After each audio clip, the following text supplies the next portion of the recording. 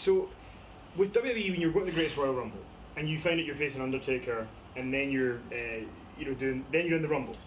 How do you feel that? Because I know you said in social media, it's great you can do anything. You can face Undertaker, you can be in the Royal Rumble, etc. But like, was it a case that they were like, hey, we want you to face Undertaker, and then 2 weeks later it's like, do you want to do the Rumble instead? Like, how are you finding out this information? I'll tell you the story, the real behind the scenes story. And it's just my thoughts and opinion, but got a call to be in the Greatest Royal Rumble in Saudi Arabia, and had no interest.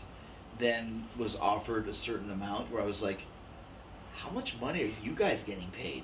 Because usually we make this and the company makes this, but when I'm making this, I'm like, what the f*** are you getting paid? It's one of those things where I never do anything for money, but sometimes you're a moron if you don't. Saudi Arabia is an interesting place, but whatever, let's go do it. And then, I don't know, a month later, I get a text from Vince, you want to do a casket match versus Undertaker? And I was like, yeah, absolutely, like, duh. I've only worked Undertaker in singles matches, I think maybe 3 times, which is insane. Maybe even only twice. But we had great, I love Undertaker. He's the best guy to work with. I love it. And people say, oh, Undertaker has to do slow match. Like, I would kill it with Undertaker. We would the house down. Yes, I'll do it. I don't care, whatever, let's do it. And I actually said to Vince, yeah, I'll do it, but I got a lot of family in Saudi Arabia, so I can't do the job. So Taker and I are throwing jokes back and forth, and we're having a great time. And then I called Vince to tell him about this Naito thing on a Monday. Super cool about it. He's really into it, and a little bit trepidatious in certain ways, but yeah, listen, great shit to do it. 3 or 4 hours later, I get a text. Rusev's back in the casket match. And I'm like, okay, why? Because, well, the Prince of Saudi Arabia wants Rusev in the match. I'm like, okay. So, like, said nobody ever. Like, Rusev said Jericho. So I would think that possibly knowing Vince, and once again, New Japan's now, it's an enemy. Is an enemy that's going to make any difference? No, but to him, like I said, if they take 5 buys or 1 buy from the network that go to New Japan World, that's the enemy. I think that he probably thought, I'm not going to put Jericho in this highlight match where he has the chance to steal the show. I know him and Undertaker will kill it. I don't want to do that. He's going to show up on New Japan TV a week later, and that makes sense to me. Like, it's a this is a war, and I think that's probably what happened, and I think it was the right call in his mind and in my mind, because we would have stolen the show. It might not have been the best match on the card, but it would have been a great match, and we would have killed it. Oh, it would have been so much fun. So that's what I personally think. I could be wrong. Maybe the Prince was a huge Rusev fan and just demanded, no, you said Rusev and Taker. Just seemed a little bit of a coincidence. Did you hear the other story about the Prince? No. That he wanted 3 people on the show. Mm-hmm. He wanted the Ultimate Warrior, Yokozuna, and the Undertaker. Well, he wanted Hogan too. And he didn't get Yokozuna or Hogan. So. Yeah, well, Yokozuna's dead. Yeah. Ultimate Warrior's dead. Vince actually told me, he goes, I can do a lot of things, but I can't bring somebody back to life, for God's sakes. It was weird, man.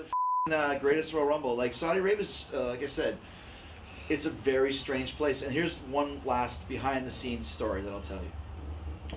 So we do, the trip was so long, and it was hard to do because we fly all this way, 18 hours. You land in Jeddah. We get to the hotel at like 3 p.m. in the afternoon. And I was like, hey, what are you going to do? I'm going to do this. I just stayed in my bed and just kind of chilled out for hours. And then you go to sleep. You wake up. I did a podcast with Daniel Bryan. Then I went to sleep. We had to be at the stadium at 9 a.m. Show was at 6 p.m. I'm in the Greatest Royal Rumble, number 50, which means I would start at 11 p.m. So I'm sitting there for like 14 hours. And this stadium is not like, dude, it's like a Roman Empire stadium. It's dusty. There's nothing to do. There's nowhere to go. Do the match, whatever. Number 50, I think I was in it for like 4 minutes or something. It's like, I literally was laughing. A, watching some of the guys up their spots, and B, like, once again, how much money are they getting paid for? They paid me this to be in this thing, to do basically nothing. Whatever. Have something to eat. There's no alcohol allowed in the country, so there's no partying, there's no nothing. wake up, actually I didn't even go to sleep, at 5 a.m. is my bus call. Now the other guys went straight to the airport for a 5 a.m. flight. My flight was like at 8 a.m. It was just me, Finley, Kidman, Jamie Noble, Adam Pearce.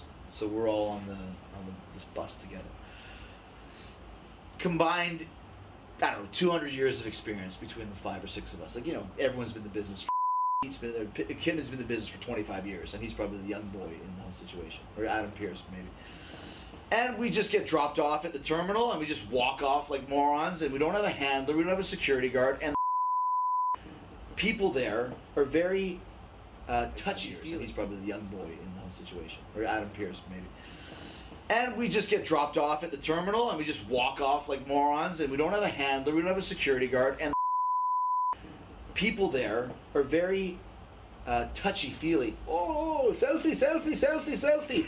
Dude, I'm not kidding. Everybody wants a selfie, and they'll just come in and go, selfie, selfie. Now, times up by 100, you're starting to get angry, and then we're surrounded by people. And now I'm just like, get the out of my face. I'm turning into alpha here. Like, get the out of my face. And they're all coming for me because the agents are all legends, but I'm the only guy that they know. So I'm getting, it's like a zombie movie. And I'm like, what the fuck? Security, we have no handlers. And so I just, like, I'm pushing through these people, and I go to, like, we're looking for Delta. Can't find it, can't find it. I just push to, like, we're working British Airways. Sorry, I go to Delta, I go, where's British Airways? And this guy's looking at me like I'm what? Where's British Airways? No, it's British Airways here? What do you mean there's no British Airways here? Wrong airport. What? Airport, South Airport. Okay, where's the South Airport? It's 45 minutes away from the North Airport. So we got dropped off at the wrong airport, and all of us like morons, 200 years experience, instead of asking, is this the right one? We just get off like lemmings. So now we have to find a way to get to the North Airport.